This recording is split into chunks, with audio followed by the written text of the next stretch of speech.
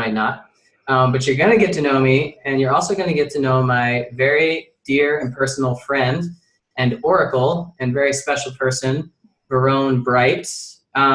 Just before I even get into it, we've been friends for many years, and we've gone through kind of a transformation together, whereas I seem to have awoken to a deeper sense of myself and the universe and what have you. And I cannot speak for you, but Verone, like, how do you feel about, since we've met, like, things have changed, would you say?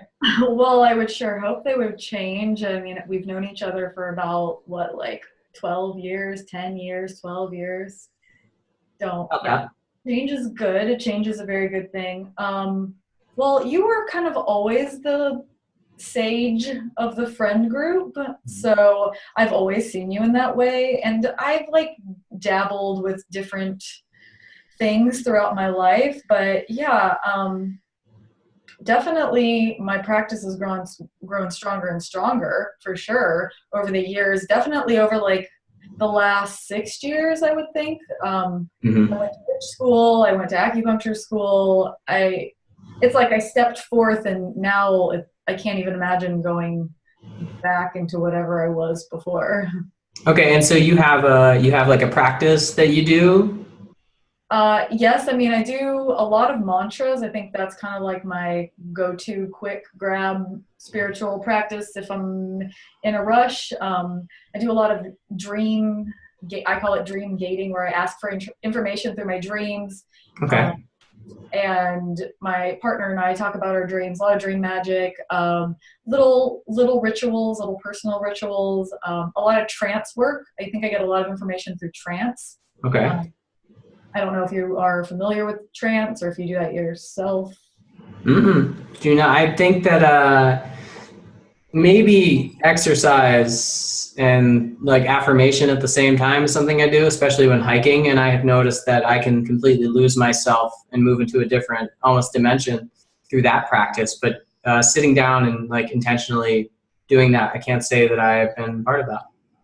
It's pretty easy for me to like drop into other realms. I have a research partner that I work with, and we do that a lot. And my partner and I do that together, and I do it on my own. I have a lot of communication with different deities, mostly deities, but I mean, I can talk to the dead or beings from different dimensions. It depends on who they are. I think through time, I've kind of developed my relationship with all of the different spirits and beings that I work with. So now I know who is talking to me by the way it's coming in and the information that's coming in for me. Say, for example, like when I talk to Hermes, it's real cerebral and it's real fast. And if I'm getting like this download that's blasting me, it's him. If I hear something with my like human ears, I know that's Hecate talking to me. I can see certain deities I can see outside of myself. So yeah, a lot of information that way. Okay, and I will on the podcast, or if you're watching on a video, there'll be a link within the information of your website and your social media of how to follow you and find out more. So what we're actually here to talk about today is whatever we feel like, because we both kind of channel, but also the topic that's been coming up, especially for me around the holidays. There's a lot of weird mishmash of individuals, groups coming together. The idea of like personal sovereignty, like the idea of like that I don't need anything outside of me in order to have a personal sense of self and be centered. Although my identity is about reflecting off of others, I don't need that. And from that place, the reason I like sharing this is because from that place is where I feel that I can affect the most change in my environment in a positive way without having to like coerce or like invest in things. I can just be the thing that I know that I am without asking for something outside of me to be something, and therefore I can stay centered. And so this is a topic that I know you work with well, especially if you got all this information coming in and you're able to see these things. You have to know how to just be you and not allow the outside energy to kind of inundate you.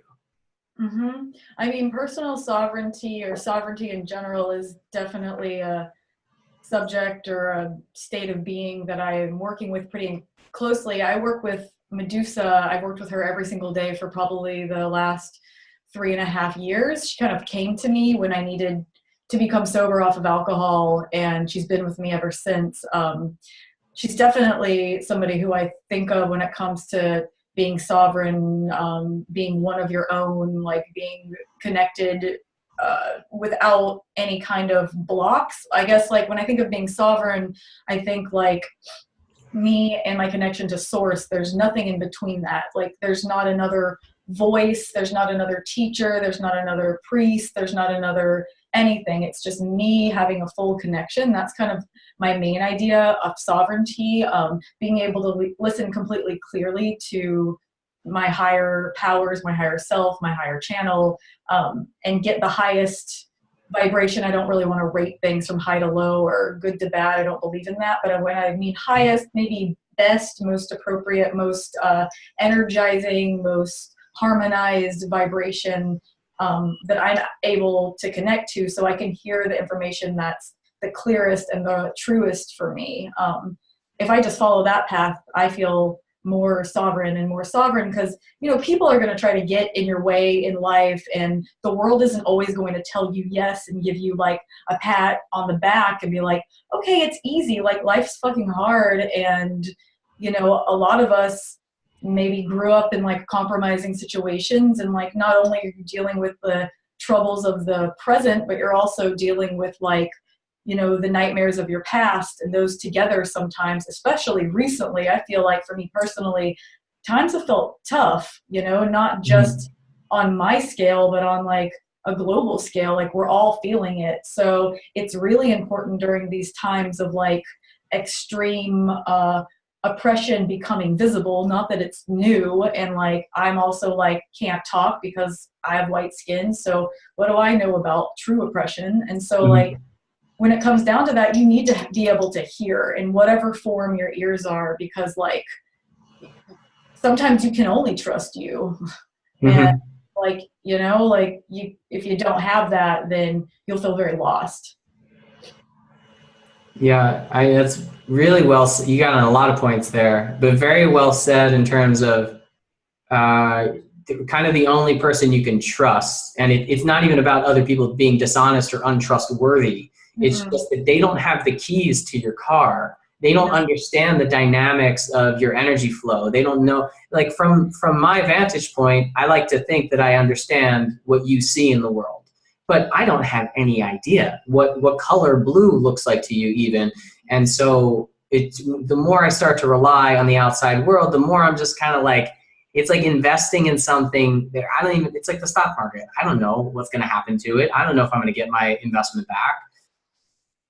Yeah, I like to think of it as like, we perceive the world a lot like by like the other and by like outwards. And like I think about that. My partner's an astrologer, and we talk about like the Libra energy and how you like view yourself through the other. And I've been trying to do this exercise where I'm literally like turning my personal mirror like back to me. I'm like, I need to stop seeing everyone else and start seeing me, because like the more energy I focus on whatever somebody else is doing, or be aware, whatever, but the more you think about everyone else, the less you're able to like look at yourself and see the things you can do, or to see the things that maybe you want to do. I mean, I just think so many people are like really searching outwards or looking outwards, or and we're just like dumping our energy out. We're like, hey, guess what? I don't need any more energy. And like when you're thinking, obsessing about somebody, you're just like giving them your energy, or it's just a lot of energy going out. No wonder everybody's so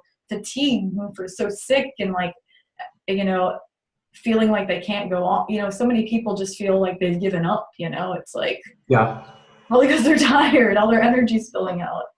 Yeah. I mean, I've definitely been there, and in times of crisis or say heartbreak, my energy wants to spill. It wants to finish off, because at that point, the mirroring becomes as most challenging, because it's like everything that I'm feeling, which at all times is true, but within this time that's so challenging, to say everything that I'm feeling is actually, is some part of me, is some region within me. But I wanted to go back to something you said. I work with a lot of individuals, and I will explain these practices I do. I'll be like, just move your consciousness to this part of your body. And they're like, that's very, like, I don't know what that means, basically. Can you make it practical? So when you were talking about turning the mirror, like, I could literally feel that. I know we do the same types of practices in that way, but like, how could you explain that practice to someone? Like, if you have to explain it to like a third grader or something, like, what's the easiest way that you could explain doing that type of practice?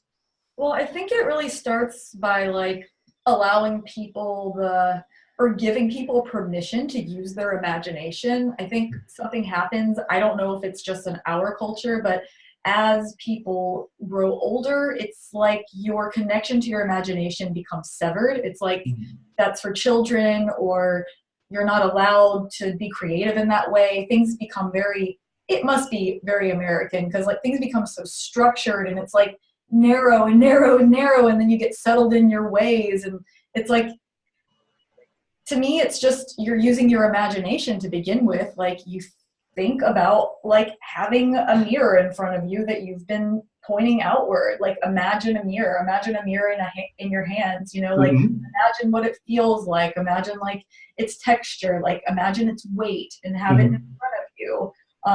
And if you can do that and feel that, like, imagine turning it around, like imagine seeing yourself, you know. But you don't even have to imagine. Like, mirrors are real. I've done a lot of mirror magic. You could literally just get a big mirror, then turn it around and stare at yourself for as long as you would like. That's a powerful magical act, like staring in your own eyes in front of a mirror. I mean, you can imagine it, or you can just do it too, because mirrors are real. That's a great point. I mean, that's literally as practical as you could be. And also, to flip it around in the other direction, you're shifting your energy by doing the physical thing. Like, it's transferring on all levels if you're doing it on the physical. Totally. People need that like tactile experience. Like, I'm a pretty, I don't know, crown chakra kind of guy, but like, some people need that really like tactile experience, and to have an actual mirror. And it's really powerful to stare at yourself directly in the mirror, especially like in the eyes for however long. I mean, do it for 5 minutes. It's pretty intense. It's pretty powerful. You definitely won't see yourself after a while. I mean, something happens.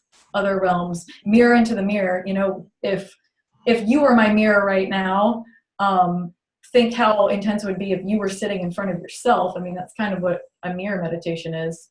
Yeah. It's like, do you want to know more about you?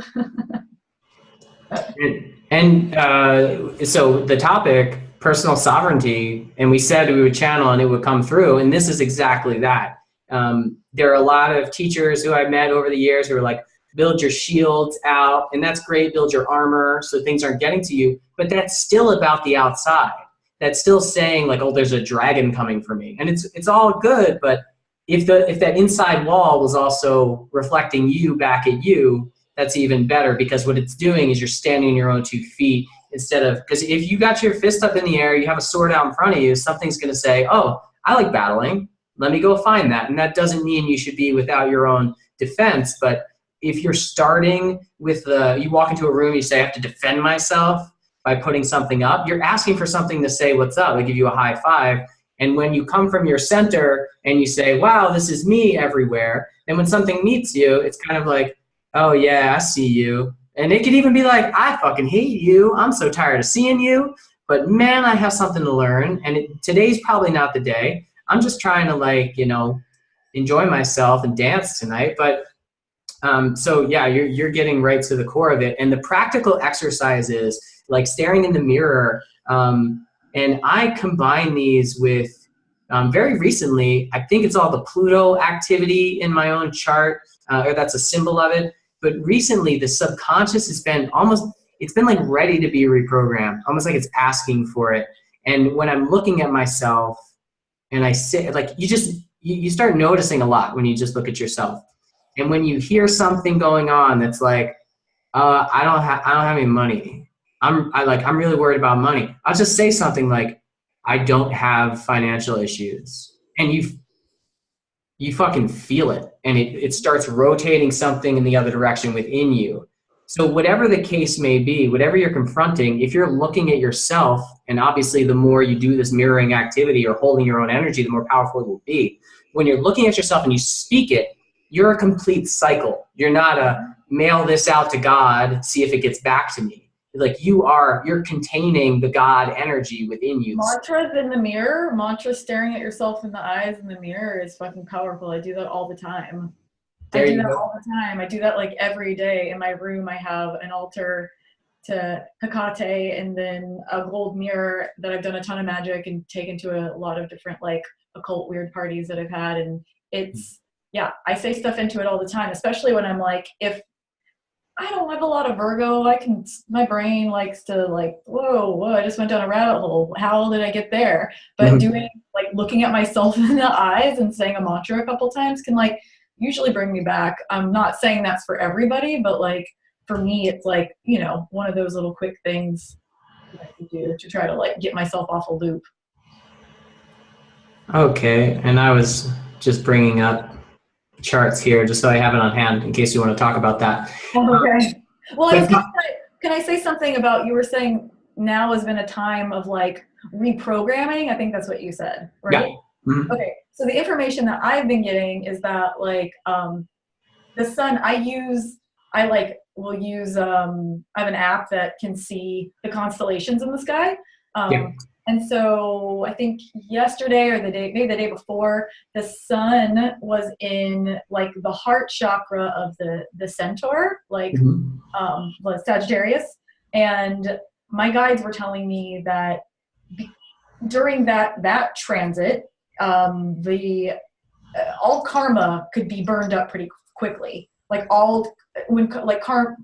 karma contracts, they're all kind of like, a lot of them were done. It felt like a period where a lot of karma contracts were done. So I've been like saying a lot of mantras that are like all contracts and agreements that I made in any other life are now complete.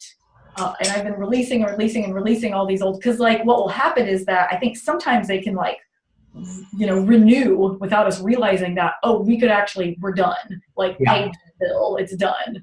So I became aware of all these karmic contracts and was like, terminated them. Okay, so I think I lost my lighter here. I wanted to light some Palo Santo, but I wanted you to repeat that as intentional as possible. What you were saying about the contracts. Give me 1 second. Oh yeah. I'm gonna use this handy dandy kitchen blowtorch here. For the cactus? No, I'm lighting this. Oh, cactus. No, I wouldn't light. This is Jerry. Jerry the cactus. Such a traumatizing name to me. I named it because I've been watching a lot of Seinfeld reruns at night to chill out. It's on twice a night. It's great. They're playing them in succession. Oh, yeah. Well, so it's the name of my biological dad, and no thank you. No thank you, honey. No thank you, hon. And you grew up where? In Alabama. Alabama. And I grew up in Alabama. And where do you live now? Portland, Oregon. Thank Portland. Goddess. She goes to Portland to become a witch, or to open up to the witch. Yeah, and I go to the middle of the desert to relax. You're close. You're closer now. We're Maybe closer. We'll live kind of close by each other.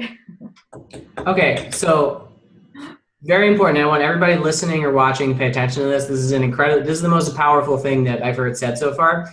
So first, a little bit of background. Heart of Sagittarius, what was going on with the sun recently?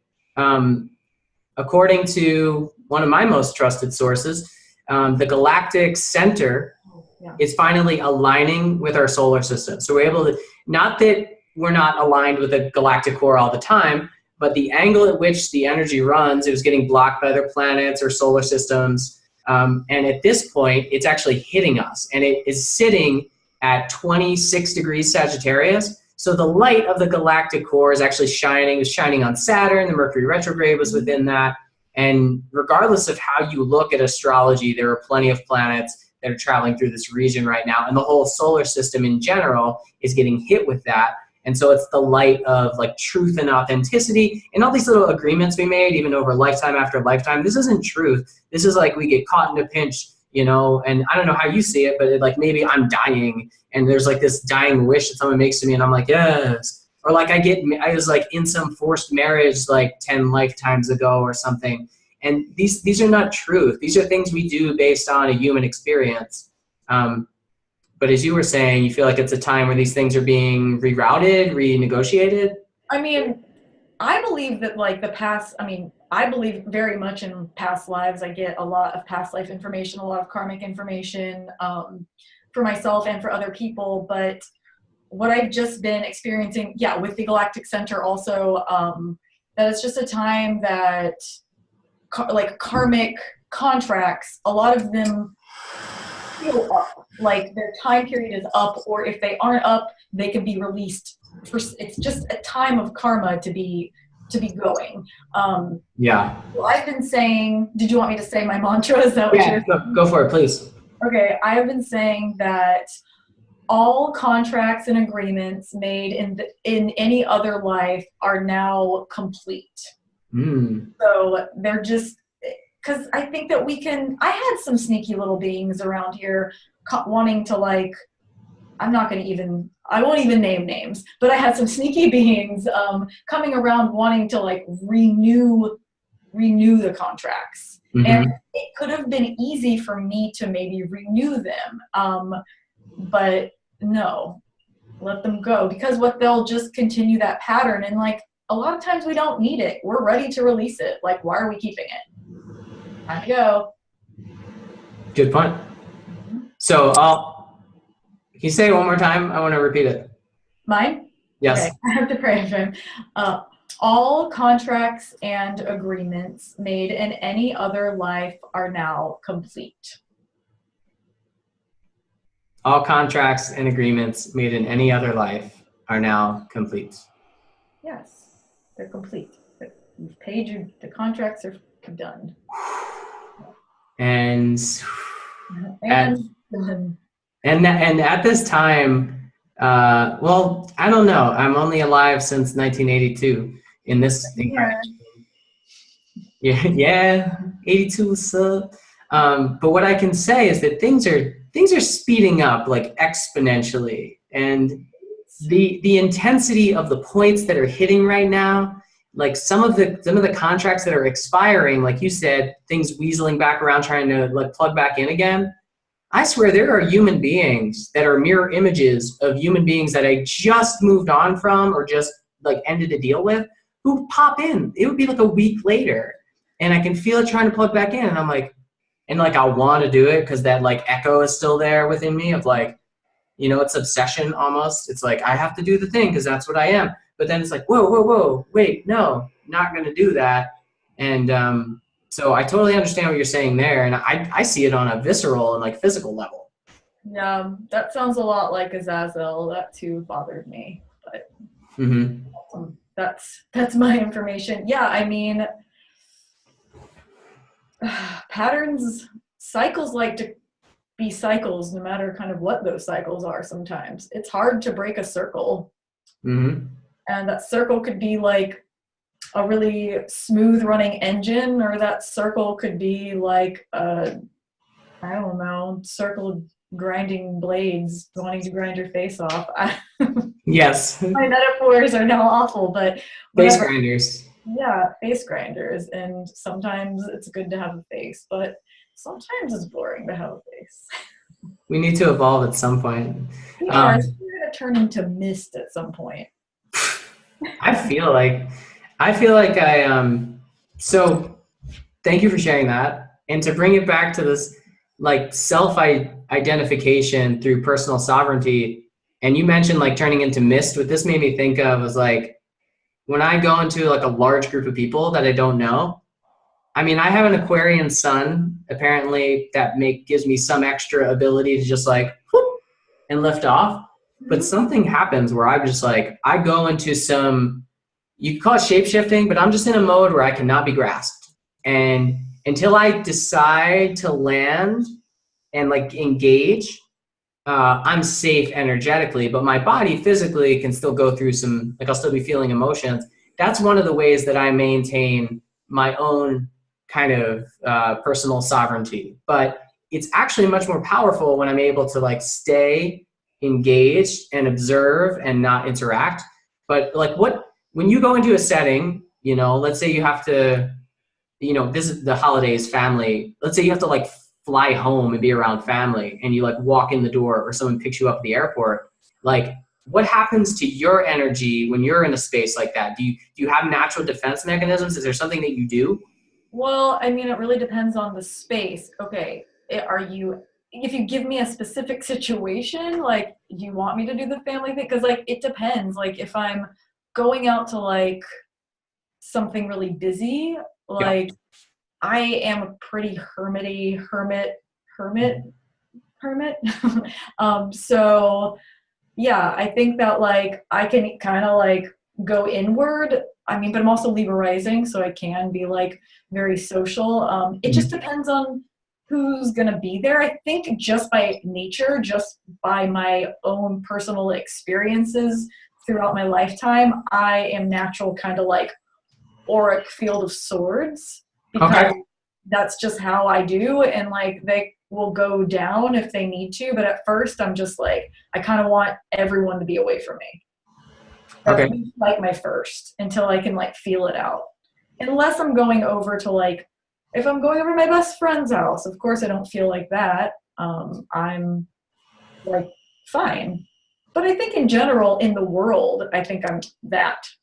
Probably just because I've been harassed a lot though.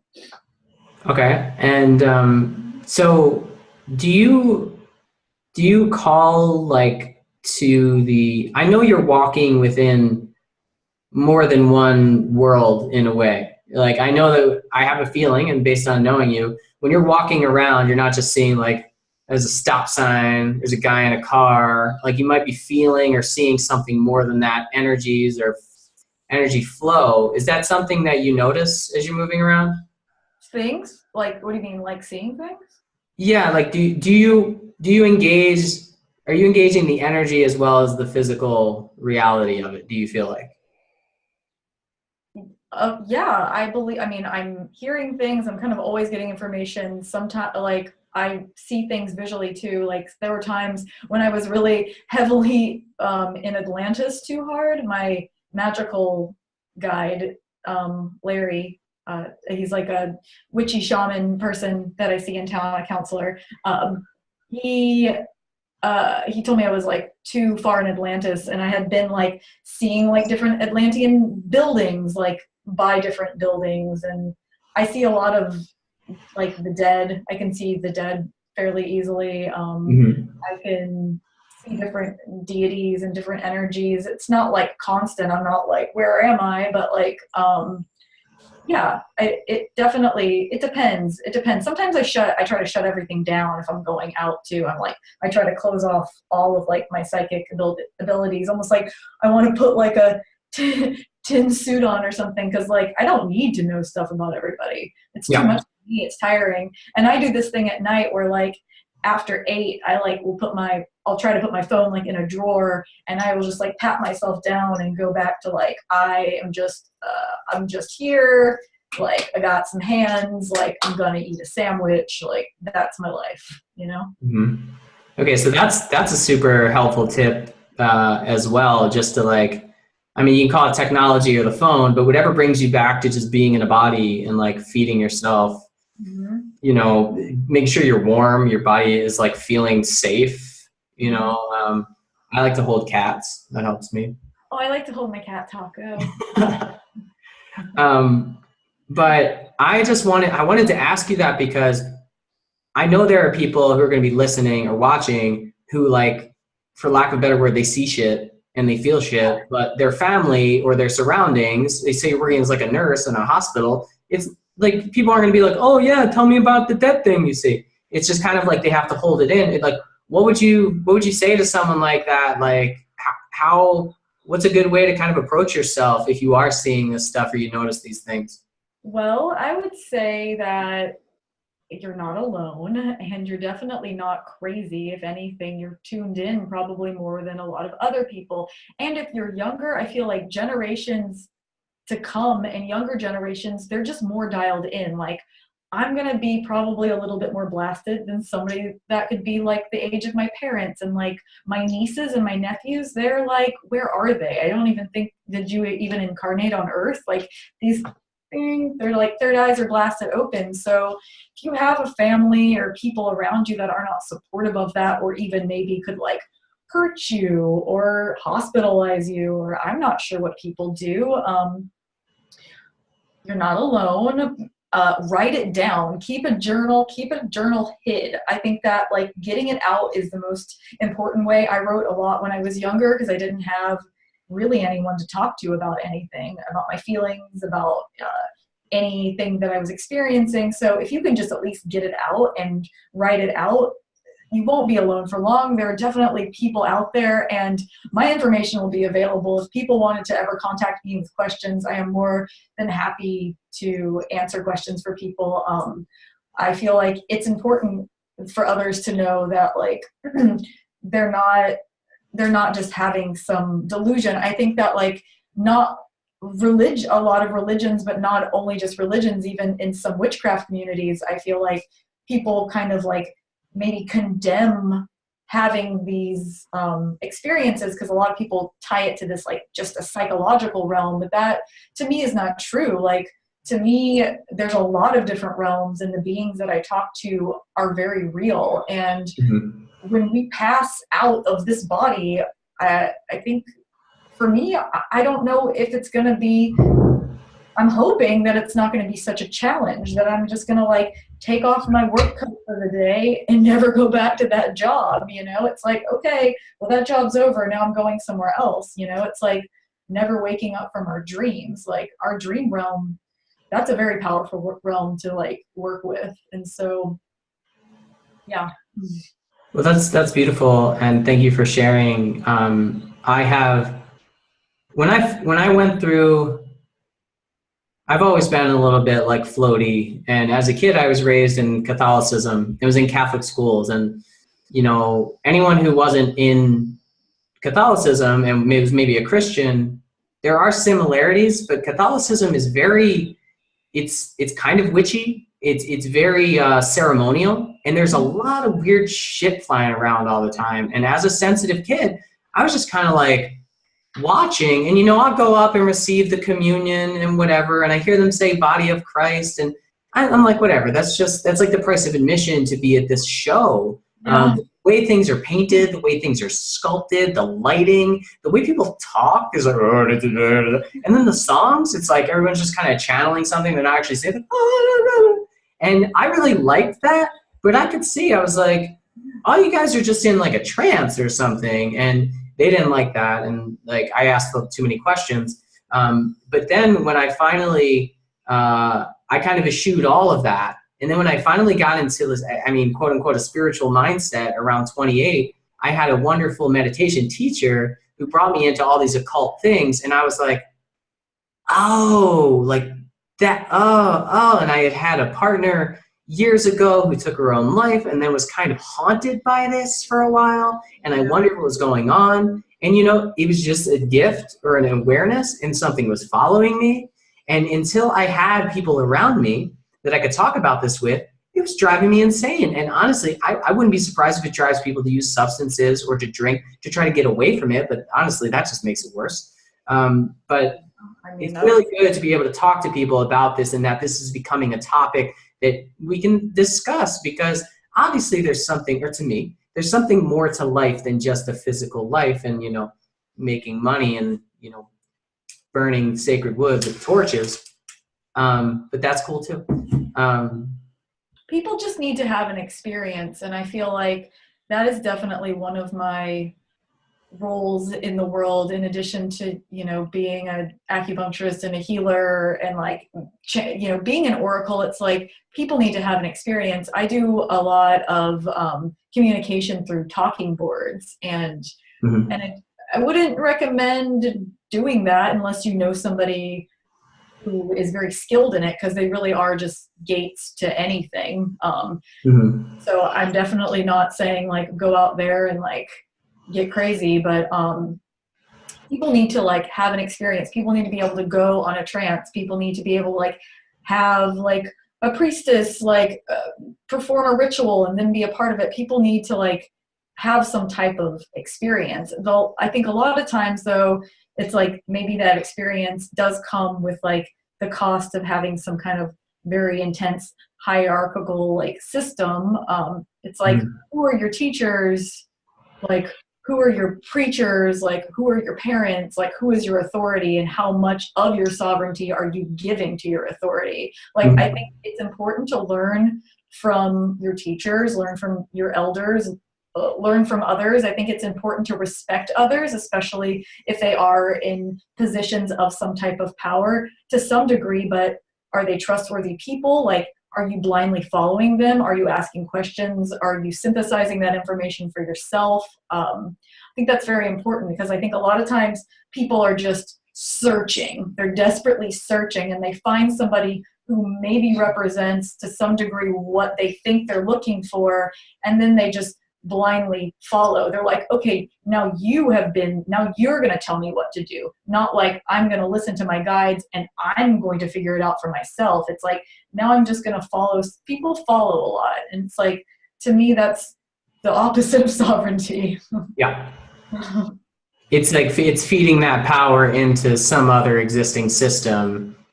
And it's kind of like thinking you're walking your soul path, but you're in like a lazy river, you know, just being like plucked out now and then and used. And there's a lot of abuses that occur. And I don't want to get into that because that makes me sad. But well, that's life.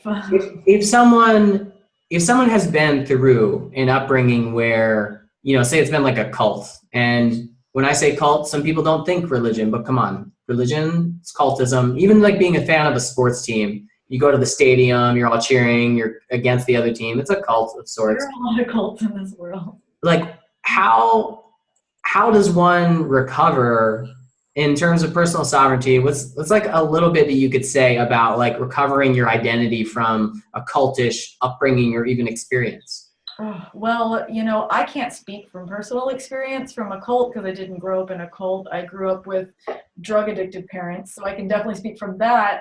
My best friend, Elizabeth, she grew up in something I would say similar to a cult, and I do have a good friend who did grow up in an actual cult, and I will say that from what I know about them, it's really hard because it's like extreme internal programming. It's extreme programming. It's like you don't, you know, it's like I was taught that this was a cup, but then one day I realized that like maybe it's a banana. It's like you got everything's all backwards. It's extreme programming, and like a lot of times it's really like a lot of like self-hatred or like, you know, disgust on the human form. Especially I would say like what I know about religious programming is that like heaven is the place to aspire to be. Like the salvation is in heaven, and you should want to be there, and you're nothing but sinners on earth, you know. And it's a lot about like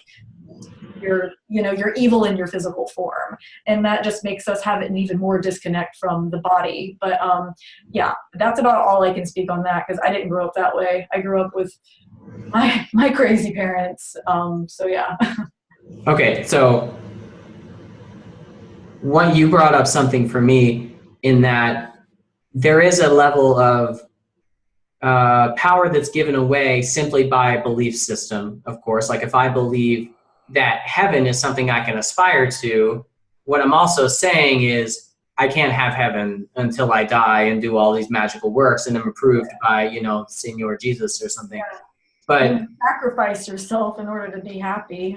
Yeah, and now from what I know, or what anyone could figure out, is like, oh, it's only the moment. Like you read the Empowered Now and you're like, oh yeah, I get it.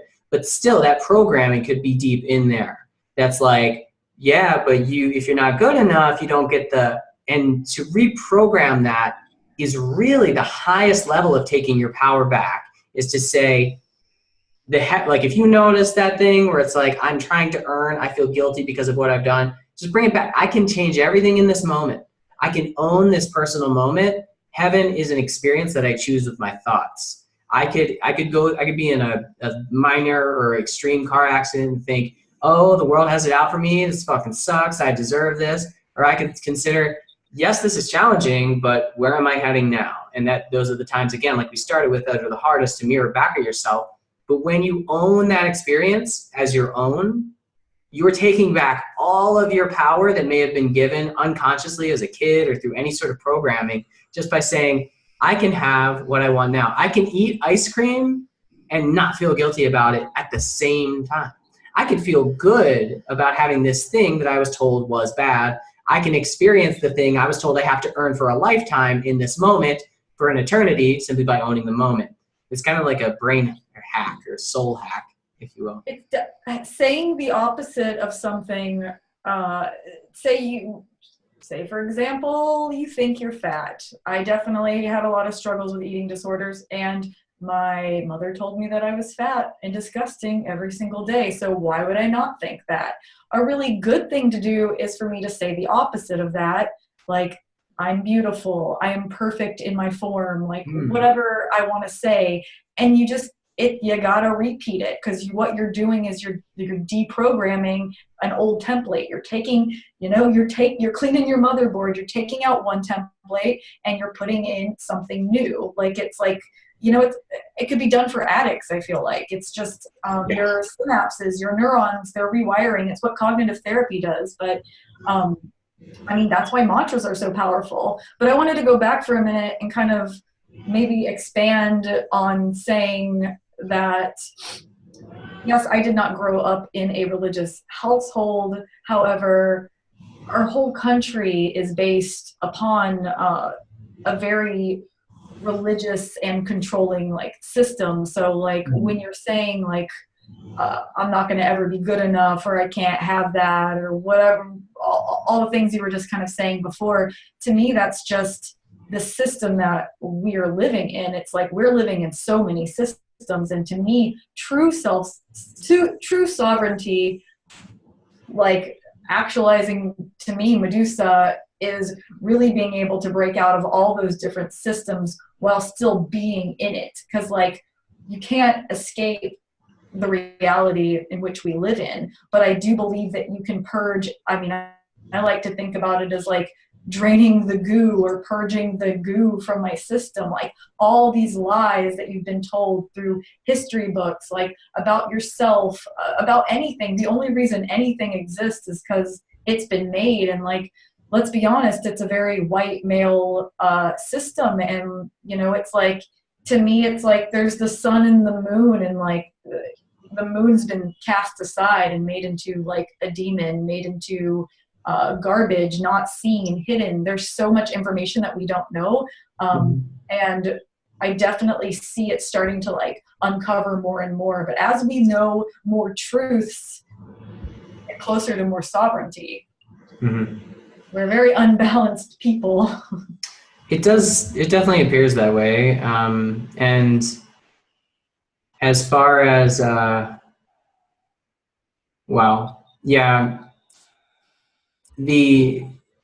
amount of things that are being overturned, because when you come in and you say the opposite of something, it's one thing to say it, but when you mean it and you know it, and you come into a society, or you come into a culture, or you come into a world, as younger people are, as I believe you and I are in this world, and we just say, we know that it's not this way. We're not just saying there's a fault there. We're it's I keep hearing the thing, Jesus flipping over tables. He's coming in and he's saying, not only is this a bad idea, but I'm flipping over your world. Yeah, and you're just flipping over the unconscious, or the subconscious, the collective unconscious.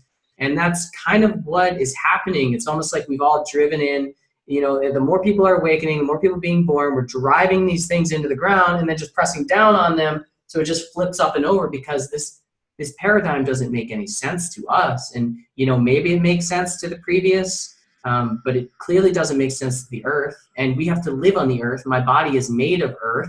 these things I use to heal myself. This piece of selenite comes from the earth. Like all of these minerals, all this oil that gets us everywhere, the electricity that allows this to happen comes from the earth. If we're not listening to this, then there's nothing that's deeper than any sort of religious mindset. There's a flaw here in the system, and we're just kind of flipping the tables over. And like you're describing a lot of magic that I experienced already, and I don't even know how to begin into that. But I will say that at some point we lived in crystal palaces, temples, all like the pyramids, a lot of them are made completely of quartz, like pure quartz crystal. And to think about being in a crystal temple, and I'm looking outside and I'm like, well, why the hell are we living in these weird boxes? Like, where's my temple and where's my flying car? The future, right? But it's like, I mean, but it's a circle. It's like Egypt, I'm coming home.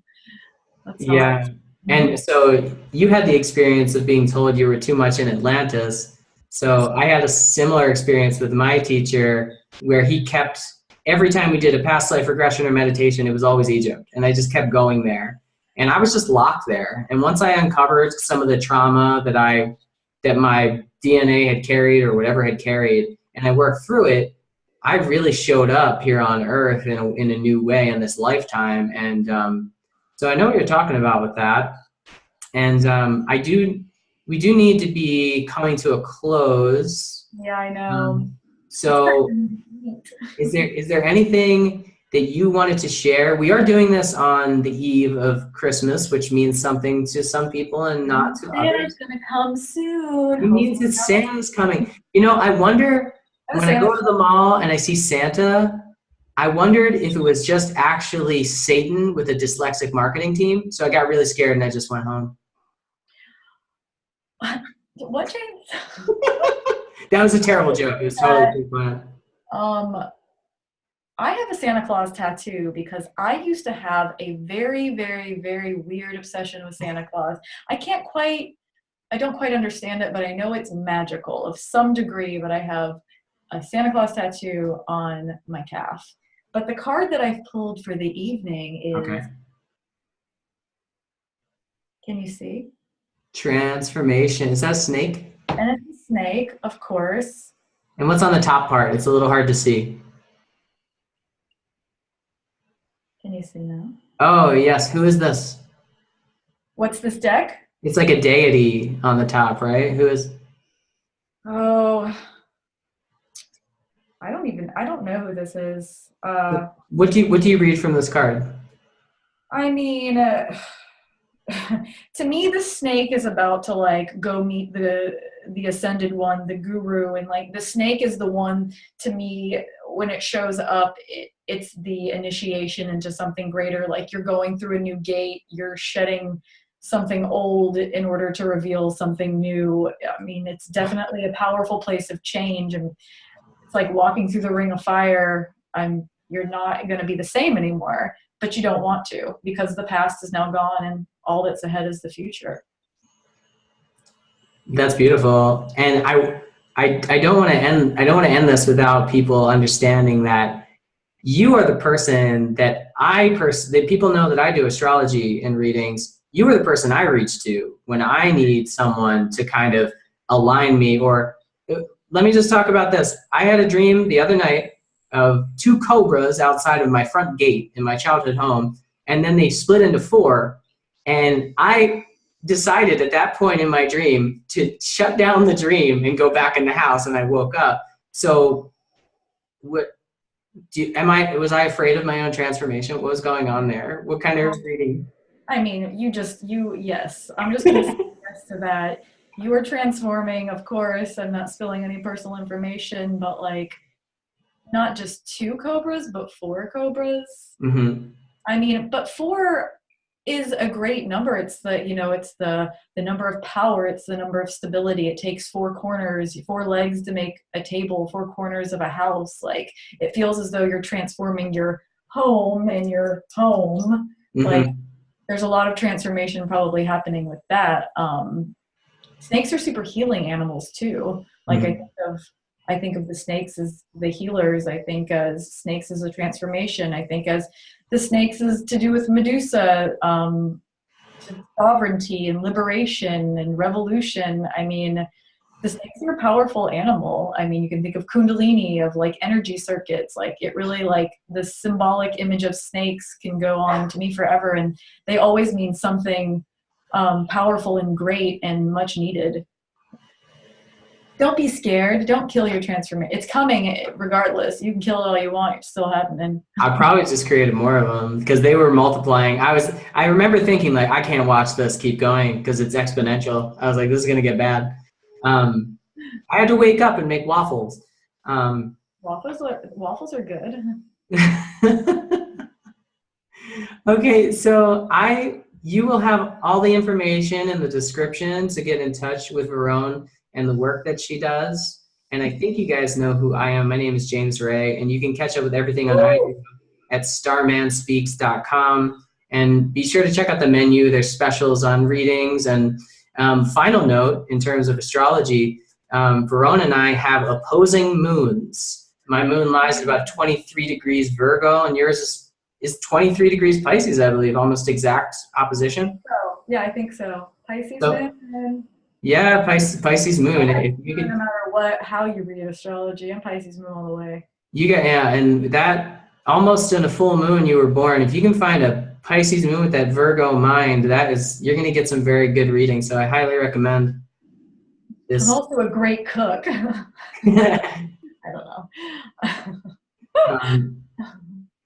But Merry Christmas to everyone. If you follow the traditional beginnings of Santa Claus, you'll be eating psilocybin tonight and sitting in a cold place and journeying deep within yourself.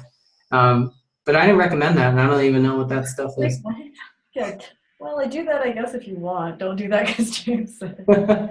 And like, I hope that everybody, no matter what you celebrate, if you celebrate that you are alone if you want to be alone, but you're with people if you want to be with people. And if there's somebody who spent Christmas by themselves who didn't want to spend Christmas by themselves, send me a message and I'll make you a really fun, sweet meme, because I grew up without really anybody to spend holidays with and haven't had a family, and no one should have to be alone when they don't want to be alone on the holidays. So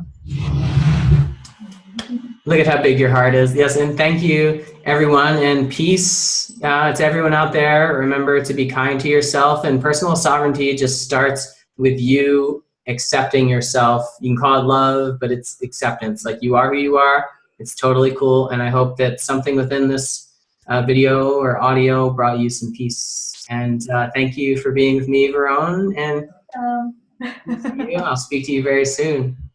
Bye.